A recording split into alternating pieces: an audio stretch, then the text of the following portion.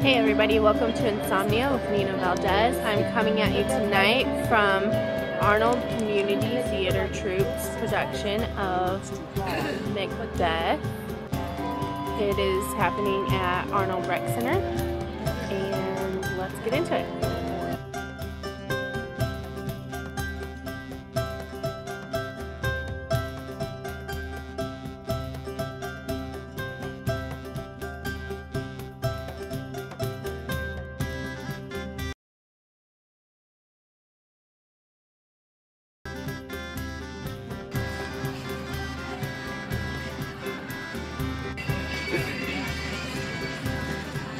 Celebration, and everyone agrees to go to the party, and Macbeth... I mean, the main guy's castle in the town of Inverness. So he writes his wife to tell her about the predictions and the party. Meanwhile, King Duncan declares that his son, Prince Malcolm, will be the next king, and not he who must not be named. But Voldemort's not... Oh, hail Macbeth! Thou shalt be king hereafter. Good sir, why do you start and seem to fear things that do sound so fair? My hands are of no color, but I shame to wear a heart so white. There's a knocking at the south entry. Quickly, carry me to bed.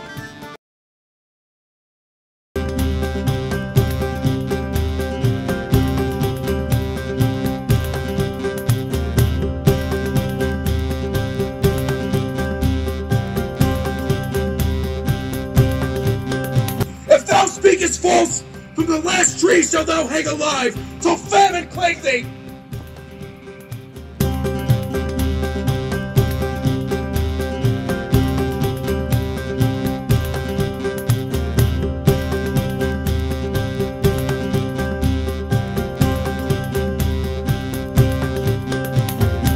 So you guys did an amazing job. I'm so proud of you, all the cast and the tech and crew and everybody involved. You guys were awesome. So when me and my family go to these sort of Shakespeare festivals and stuff like that, we usually bring a picnic with us. And so now we are going to talk about some really good take-along foods to bring with you. For today, we didn't really have a lot of time to make a bunch of stuff to bring with us and wash a bunch of fruit and all this stuff. So here's what we had for tonight for dinner. And here's what we're having tomorrow. By the way, this is not just a one-night thing. We are actually going to another Shakespeare in the Park in St. Louis and seeing A Midsummer Night's Dream tomorrow night. First thing I'm going to do is just take some bottles of water and slip them in the freezer for a couple of hours or overnight. Got our berries. Actually going to get some more tomorrow and some cherries because I haven't got to finish my shopping yet. Going to throw some apples in there. Got your chips. We're also going to do some nuts that I got on sale. That's a really good deal for those, by the way. An assortment of drink mixes to go with our bottled waters. And now for like the easiest chicken salad ever. Miracle Whip, celery, chicken. Walmart has the best deal on rotisserie chickens right now. All it is that they cooked it earlier in the day. It's like the same day, but it has just gotten cold. So they have it for like half price. You can't even get a like uncooked chicken, whole chicken, this inexpensively and cook it yourself at home. So not only are you saving time, but you're saving money. So we're going to start out by taking the skin and the bones off of our chicken. We have a handy dandy little discard pile right there. And I know a lot of people are sort of freaked out by this part, but if it's well cooked, it's really easy to just take stuff apart, take the skin off of it, and tear up the meat. And you can feel if there's bones in it, so you can just get the bones out and put it in your bowl. As you can see, I've taken the skin off of it, and now it's like super easy to just take the meat off the bone. It's kind of harder with one hand, but even that is like not that hard. So there we are. See? Just get it off. You can see and feel the bones, so nothing to freak out about. And there's my leftover bone. By the way, do not give these to dogs. If you have cats, they can handle them because their mouths are smaller and they're used to picking things off of bones. But dogs will try to swallow these and they will splinter up in their stomachs and hurt them really bad. So don't give these to your dogs. And discard. No big deal. So let's finish the rest of the chicken until you have something like this. And then you can either just tear it up into smaller pieces, or if you prefer, you can cut it up into chunks like this. It depends on your desired texture. Either way, it all ends up something like this. We're going to wash our berries and our celery.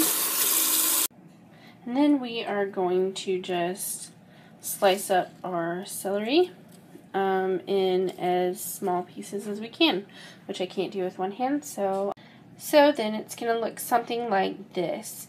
Now at this point, some people add cranberries or raisins or apples or grapes or whatever you want. I just like celery mostly, so that's what I'm putting. Okay, next step is that we are going to take our Miracle Whip. You can use mayonnaise or whatever you prefer in this. Actually, I've used avocados before and that was amazing. And since this is such a big bowl, we are going to do a pretty big dollop of mayo. And we're going to give that a really good stir. At this point, you could add salt and pepper, basil, you could add garlic, smoked paprika, anything you like, really. It doesn't need salt and pepper because the mayo is already really salty enough, and the rotisserie chicken has already been seasoned, so we have the seasoning with that. And now you can do this with just bread or crackers, or my family really likes to get the mini croissant rolls and put it on that. Now with our berries, all we're going to do is put them in a bowl that we can seal up. As it turns out, raspberries are really fragile, and they kind of got mushed on the way home from the store, even though they were in their protective packaging. Also, this is a really good time to sort of look at them and make sure there are no stems or leaves. As you can see, there are a few. And make sure there are no moldy ones. I'm going to add some strawberries to that tomorrow after I get some. And we're going to just leave the cherries in their thing for now. At least they're washed. So that's it for tonight, you guys. I will update you again on hopefully Tuesday, which I do videos on Tuesday night, sort of Wednesday morning. It's like at 2 or 3 o'clock in the morning, and Friday night / Saturday morning at 2 or 3 o'clock in the morning.